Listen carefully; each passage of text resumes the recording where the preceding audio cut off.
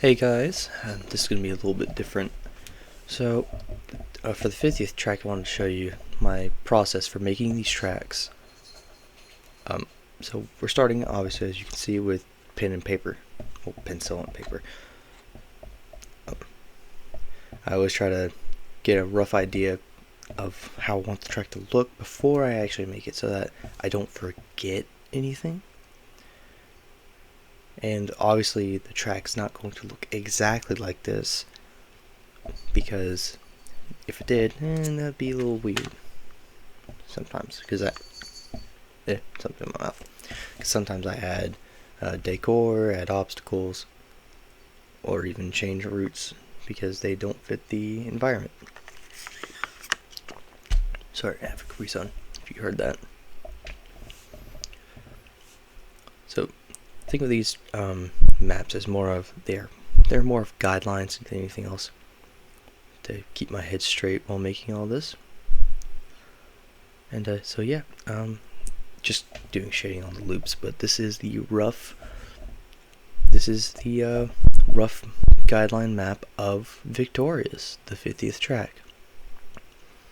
Putting down where you want the checkpoints, any different modules, so like C, S, B, T, stuff like that.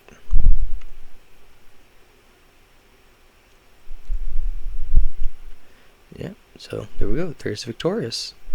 Now onto the game. This is where we actually start building it, obviously. English is not my strong suit. I built this all on Twitch, just to get all the recording down. It took me about 40 minutes. As you can see, I'm constantly testing each area to make sure it's all smooth.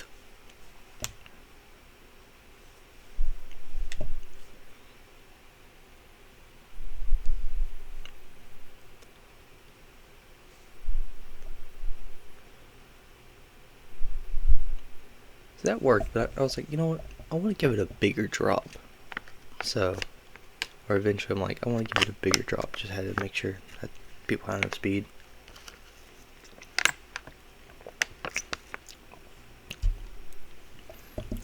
With that simple change, I had a bigger drop.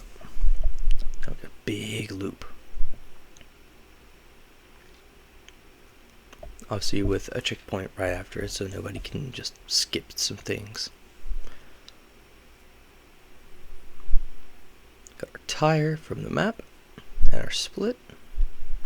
I try to make this as even as possible, so that no matter which one you were on, you were always on the same path as the other person. Now what was different about this is, in the map there was, it was just supposed to be just a straight, but I thought, well, that's kind of boring. How about I add a bit of a jump? So, doing a small bit of jump.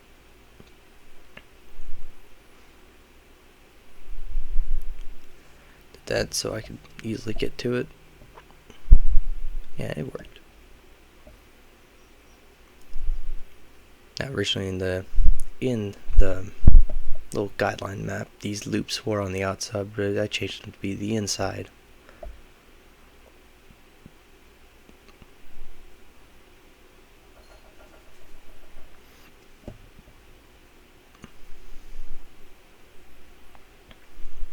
Kind of eyeballing it there. Kind of shows a feature in play too.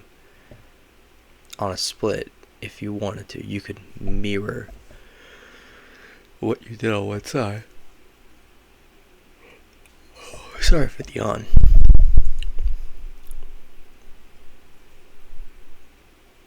Now that turn before the loop, that gets changed later on. A big turn after the shark. Another mag section. We do a bit of a 180.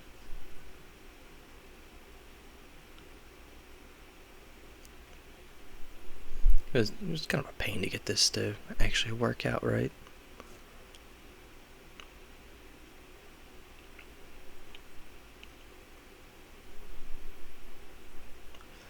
Yeah, originally I also wanted to do this to get the cars back to start, but with how I make the inside walls empty later on, I get rid of it for a completely different idea.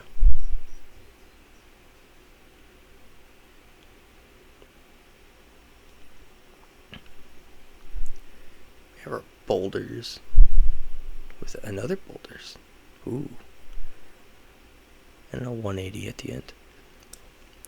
Now, what I do whenever I build these tracks is to avoid the issue of the track like sort of messing up and not letting me edit it anymore in terms of getting stuff like making new paths or moving tracks.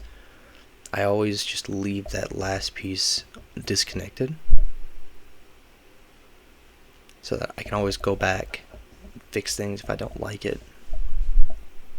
Like this, I didn't like this section, so I changed it to where it was this loop and a 180. But during making this, I was like, well, the checkpoint's all the way up top. And if the checkpoint's all the way up top, I changed this later too. If the checkpoint's all the way up top, then they could, if they had enough speed, just they could just drop down onto the other side. So I changed that later on. Now we're on to main coloring. The main track color in this is going to be blue.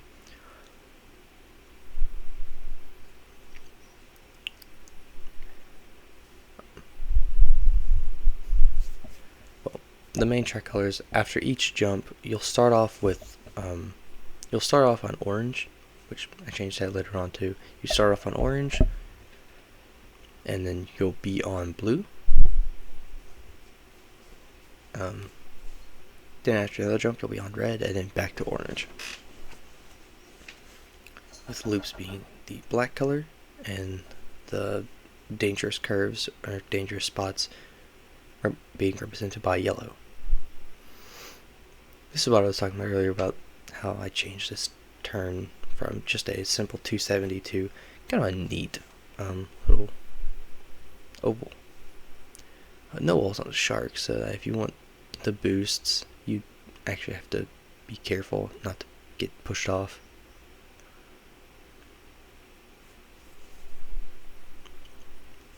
No walls on that turn.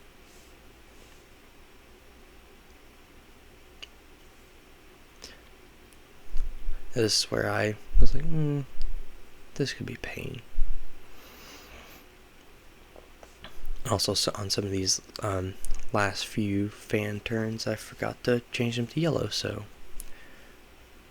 I fixed that for the actual run through of the track.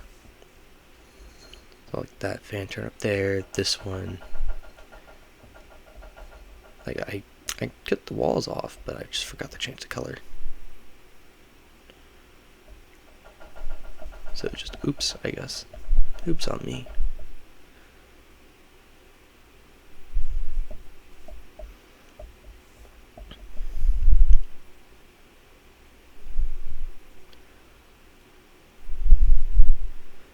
Now everything needed to be put as just decor. So like boost pads, accelerators. Well, I don't even use the accelerators, I just use boost chargers. So that actual boost pad up there will not stay after I test it.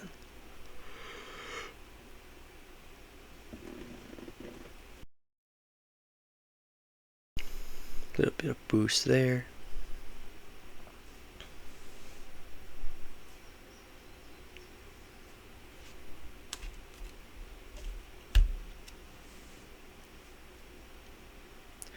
Sorry, there's not really much to talk about. Just watching a sped up version of 40 minutes of track building.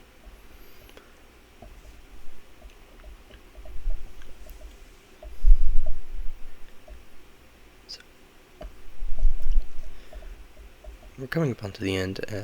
As you can see, you used quite a bit of the resources. Give it a spin.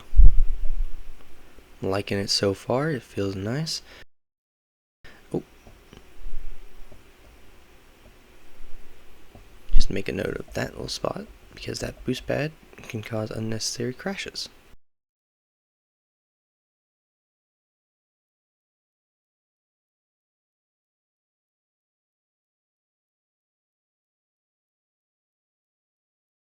That's the end of the track building. I'll catch you guys later, back in my corner.